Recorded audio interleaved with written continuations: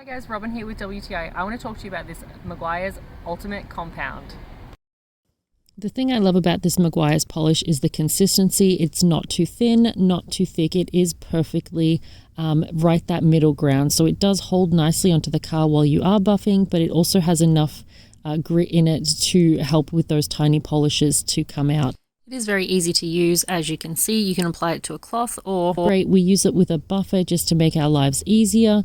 And I have used this personally on my car, and my husband uses it all the time on in his car routines as well. So it is a really great product. It's very reasonably priced, and Meguiar's has a really good reputation for all car products, and we've never been steered wrong. So we use this after we have washed the car and also used a clay bar. This polish allows us to remove any small swirl marks, small dents and scratches as well, and gives us a really nice base before we go ahead and apply our wax. It really helps make a crystal clear look to it and gives it a really nice shine. We really love it, but that's just my point of view.